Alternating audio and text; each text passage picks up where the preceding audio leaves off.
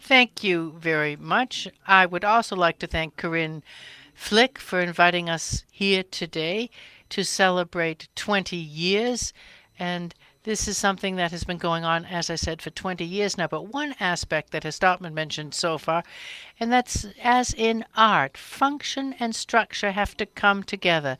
And what you do has style. In other words, you have a structure where dialogue is a good possibility so that we, in our discussions with one another, can also try to actually solve problems. Sometimes it's only a question of better understanding problems and that you understand questions. And I take a lot of questions home with me at the end of such an event.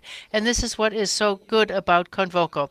So the reason why I'm here, I am a brain researcher and neuro research worker, and I'd like to talk to you about why certain aspects that are related to this. So if we talk about changes, why we also have to face up to these changes and we have to face up and consider our habits. And we heard from Horbert, he said, I'm actually quite different, but I don't manage to do so all that often. And that is basically the motto behind my presentation, and due to Corinna Flick's good structure, we don't end up in a situation like this. This is something which I consider symptomatic for discussions on climate, ecology, etc. We often have in different disciplines and we argue with one another. What is the best way forward? Rather than noticing that we also have comparable targets and we want to make progress. Because what's important here about this picture is not those fighters with their clubs. This is the center of the picture by Goya. It's a question of those who beat each other up will sink down in the sand. And another image is also very important. Nature needs to be taken into account in all of our discussions. We must not forget about nature. We saw how much the panel was in favor of technology, but not only we have to think about not only how can we reduce CO2 emissions, we also have to talk about sustainability with closed circuits, and we also have to see that this is not instead of, it's a question of in addition to. And this is one of the most important things that we see at the beginning of my presentation. It's all a question of communication, communication with one another, and also a common perception which can lead to change. On the other hand, our brain doesn't make it easy for us when it talks about not only thinking about habits, because we often don't even notice them. People in Europe produce much more than what they need for their everyday life because it's so easy to click on your computer and do online shopping. So you've developed a habit and you have no idea how much you have orders. There are all sorts of other situations as well. We need to be more sustainable in how we deal with nature. And sometimes our habits, the way we think and the way we act, need to be changed. Wallace, he died much too early, unfortunately, but he held a speech at a very well-known college to convince the graduates that change is everything, and that's the most important thing in their graduation, not their grades. And he began by saying the following: there are two young fish swimming around, and just by chance they run into an older fish who is swimming towards them in the opposite direction, coming in the other direction. And he said, "Morning, guys. How's the water?" The two young fish continued swimming, and one looked at the other one and said, "What is water?"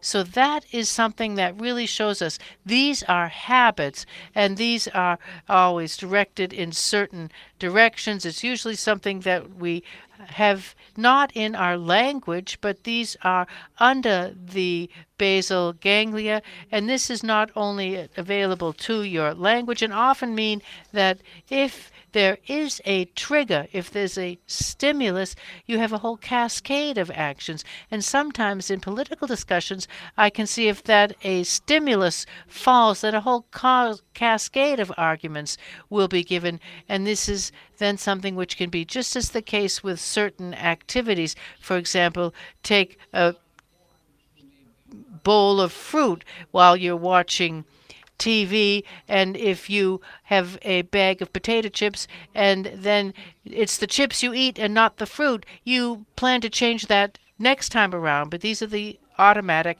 habits we have. The circuits of habits have certain triggers, stimuli, and automatic ones would be the use of your smartphone, where again and again you see certain triggers, for example, vibrations, or just waiting for like me's that always pull us into this system. And that's exactly how it is when it comes to our behavior.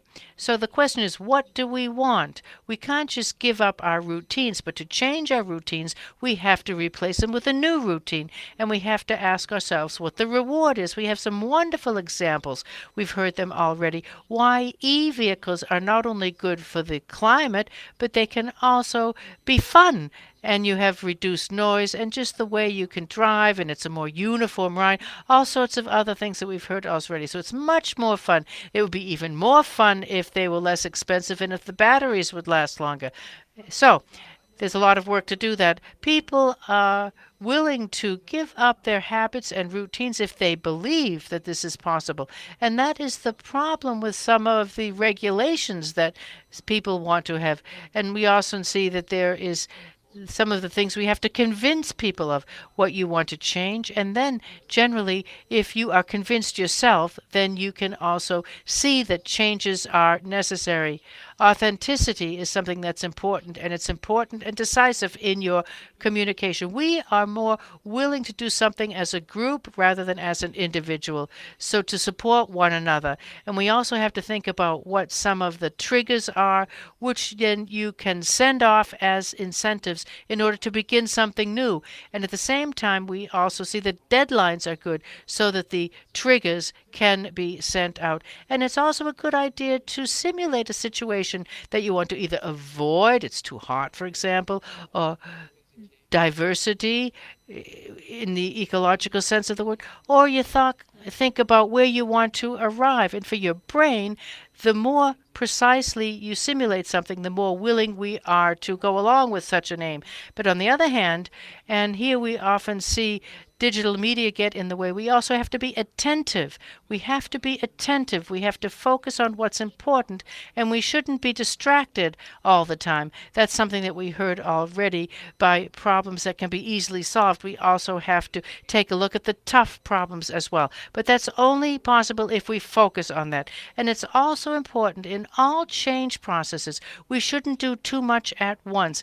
People need anchors. They need security and certainty. One of the worst things that can happen in society is that if every phase in life you lose an idea of security, this can lead to political movements or individual movements that are not good.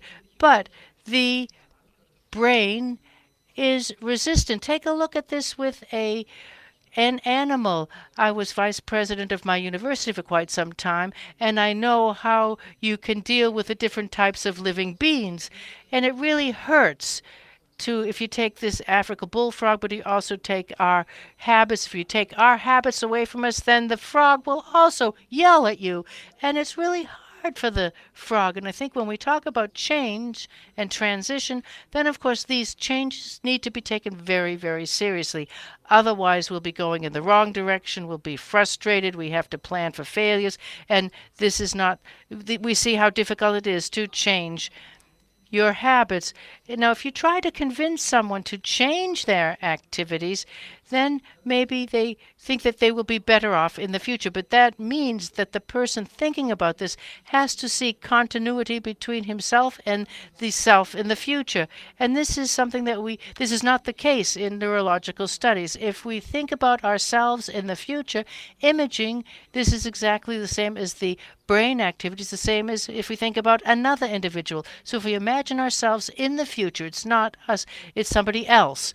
And what we see as a narrative here, we have to see the relationship that we have to take to ourselves with the person that we could be in the future. We have to relate the two, and this is something that the brain does not do on its own.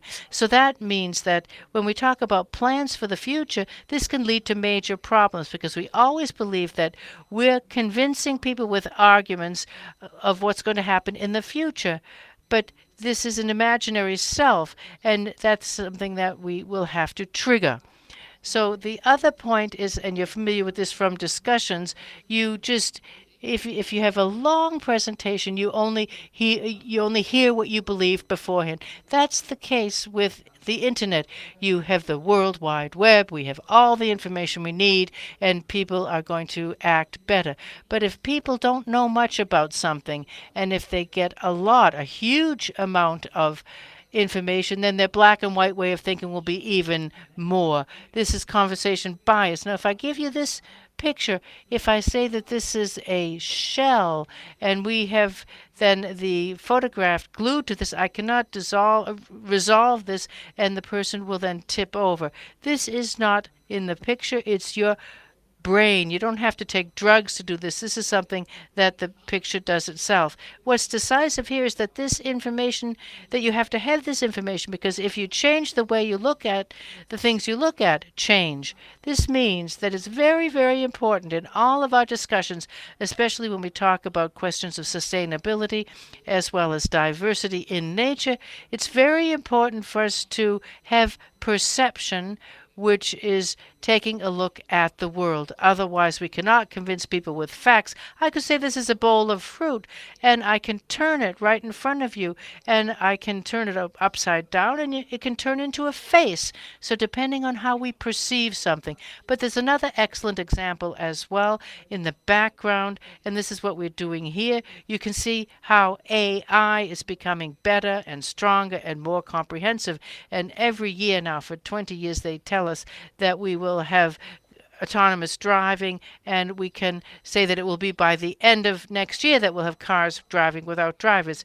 And KI or AI engineers said that we can now also have recognition more quickly than humans. My colleagues from psychology said, I want to see that. We had some test subjects, about as many as we have here in the room, and they went to the AI machine. Who can find a toothbrush in a complex situation? And let me show you the picture. We didn't have an AI machine, but you can see if you can find the toothbrush in this picture. You see the picture just for a very short period of time. It's a car that goes fast. If you find the toothbrush, then we can say, okay, I'm still more clever right now than all of the AI out there now. This is the picture. It's going to go away very quickly. You can't really look all that quickly. You saw the picture. Maybe there was a toothbrush in there. Maybe there wasn't. But the question is, if I look to the audience, I have the impression that most of you saw it. Congratulations. You beat AI. These are very strong machines, and it's gigahertz, and they have nerve cells in kilohertz. So this is 6 zeros between their speeds. So now you knew where you needed to look. No, you didn't look there, of course. And you also knew what the shape and the size would be. But psychologists wouldn't be psychologists if they didn't have some type of control. So there's a second toothbrush there as well. And this is something that the AI machine found more quickly. But the twist behind this whole picture, and why am I showing it to you, is simply because I said it's important in political and academic interdisciplinary discussions for us to agree on a joint perception platform, a culture of communication, so that we can have the data, and we need, because otherwise in other words, the data that we perceive. So our expectations have led us to think that we overlook a toothbrush that's 2 meters long. No, the question was, we solved the problem. You didn't have much time, but you also noticed what important things can be overlooked. Now the next one, and now I'm talking about my field and academics. Here we have what we refer to as our own problem. We don't even notice things. This is what we call scholastic error. So we have a tendency to believe that people think about problems the way that academics do. They've been dealing with them for a very long time, and what they say must be right. But most people don't have time or energy to deal with this question as long as a scientist or a social scientist or legal experts have, and we have to also consider this in our communication. This also applies to politicians. They've had meeting after meeting on certain topics, and then they talk to the public about all of this, and they have to accept the fact that the knowledge and the insight is not the same, and we mustn't forget this, because otherwise we will be committing the scholastic error. We believe that the audience knows much more than it does. William James was one who wrote that a lot of people think what they think if it's just something that they can resort or rearrange their biases. And that's something that we have to deal with. So I'd like to sum up now. I had 15 minutes. This is a very complex topic, and I'd like to mention a couple of things that are important to me in this context. We assess what we lose, and this can be stronger than what we might be able to gain. So this is a loss aversion that we have. Psychologically speaking, this is a problem. If we talk about things that we have to do without, that's psychologically a problem. But on the other hand, you can also make use of this in order to motivate people to do something. Maybe rather than paying a certain amount of money for climate problems, you could pay for avoiding additional costs in other areas, at least as far as neuropsychology is concerned. People avoid uncertainties. They don't avoid risks. And if they are predictable, Donald Rumsfeld once said there are known knowns, but there are also unknown unknowns. People hate unknowns, uncertainty. So if we conduct studies where people can choose between a large risk and an uncertainty, they will select the major risk. The future per se is uncertain, and we have to make sure that we don't think too much about climate aspects. Mark Twain showed us how important habits are and how difficult it is to change them. He says we have to take them down the stairs very slowly. We have to take them slowly. So I see that there is an unknown power, my desire and my rationality. So I see that I would prefer to have the worst of the two. These are the problems of habits that we all have, and I've already talked about myself today and myself in the future. We need communication strategies that don't say we have to rescue the planet. We're talking about ourselves. We will die if a certain temperature is exceeded because we can no longer perspire. And the first organ that suffers the most from heat is the brain. Your memory and concentration are a lot, and that's the first organ that stops functioning. So we have to be much more concerned with communication, focus on humans, and also our discussions have managed to talk about the different processes we can manage climate change, and not only about the things that we do and things that we prevent, which is also important, but you have to consider the other aspects as well.